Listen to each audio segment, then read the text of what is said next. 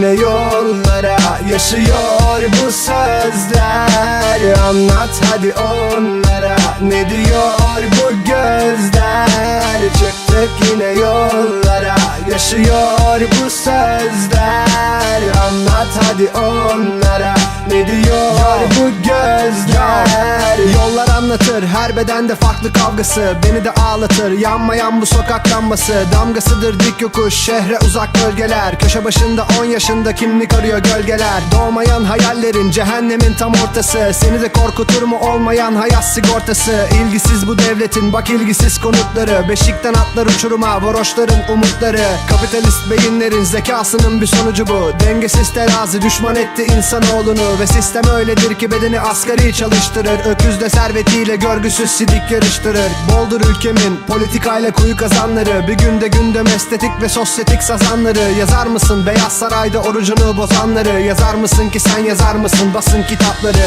Çıktık yine yollara, yaşıyor bu sözler.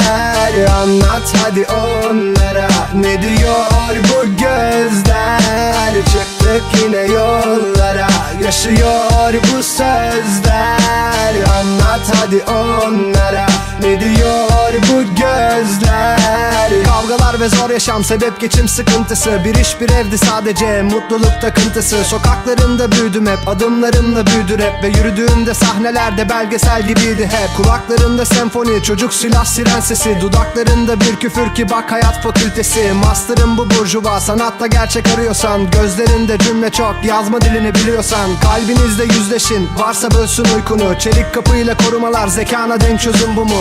Ülkemizde sayenizde gelecek oldu bilmece. Onur şeref bir erkek ismi değildir be sadece. Susmayın sanatçılar, buydu işte kitleniz. Söze gelince ortalık stardan hiç geçilmiyor. Hesap sorun ve kafa yorun, duyarlılıkta göreviniz. Satış düşünce korsan almayın demekle bitmiyor. Dinleyin siyasetin tepkisiz esirleri. Caddelerde boş gezen çaresiz nesilleri. Yarattınız ne yaptınız bu topluma, bir çık da gör. Her sokakta korku, her bedende farklı sorgu var. Buna kadar diyen kesim empatiyle izlesin. Birçok beden hayalleriyle sahneden yok oldular. Dikkat et hayat, sana da böyle tablo çizmesin. Renklerin değişmesin, bu rap sizinle gettolar. Çıktık yine yollara, yaşıyor bu sözler. Anlat hadi onlara, ne diyor bu gözler? Çıktık yine yollara, yaşıyor bu sözler. Anlat hadi onlara, ne diyor bu gözler? Çıktık yine yollara, yollara, yollara. Anlat hadi onlara, onlara, onlara.